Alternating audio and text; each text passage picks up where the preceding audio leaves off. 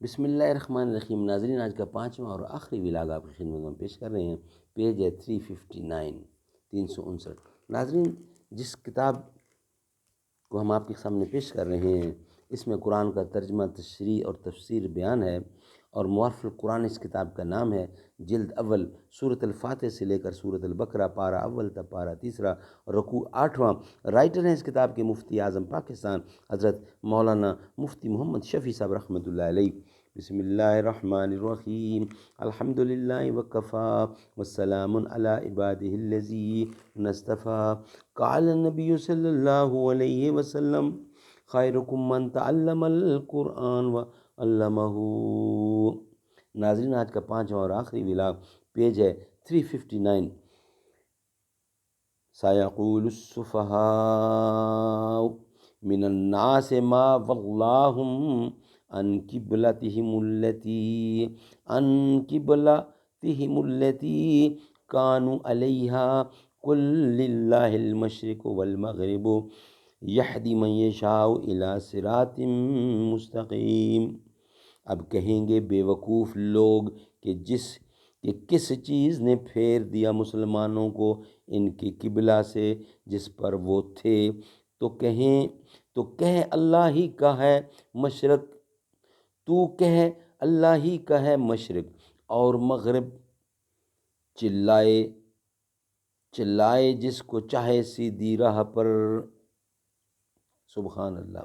خلاصہ تفسیر، جب قبلہ نماز مقرر ہو کر یہود کا قبلہ متروک ہو گیا تو بوجہ ناگواری کے اب تو یہ بیوقوف لوگ ضرور ہی کہیں گے کہ ان مسلمانوں کو ان کے سابق سمت قبلہ سے کہ بیت المقدس تھا جس طرف پہلے متوجہ ہوا کرتے تھے، کس بات نے دوسری سمت کی طرف بدل دیا؟ آپ جواب میں فرما دیجئے کہ سب سمتیں خواہ مشرق ہو اور خواہ مغرب ہو اللہ ہی کے ملک ہیں۔ خدا تعالیٰ کو مالکانہ اختیار ہے، جس سمت کو چاہیں مقرر فرما دیں، کسی کو منصب علت دریافت کرنے کا حق نہیں، اور سیدھا طریقے احکام شریعہ کے باب میں یہی اعتقاد ہے، لیکن بعضوں کو اس راہ کے اختیار کرنے کی توفیق نہیں ہوتی، خواہ مخواہ علتیں ڈھونڈتے پھرتے ہیں، ان علتیں ڈھونڈتے پھرا کرتے ہیں۔ البتہ جس کو خدا ہی اپنے فضل سے چاہیں یہ سیدھا طریق بتلا دیتے ہیں۔ سبحان اللہ، سبحان اللہ۔ یہ تھا ناظرین آج کا 5واں اور آخری ولاگ۔ انشاءاللہ اس کا جو معارف و مسائل ہے وہ انشاءاللہ ہم نیکسٹ ولاگ کا حصہ بنائیں گے کل۔ آج کے 5 ولاگ ہمارے کمپلیٹ ہوئے۔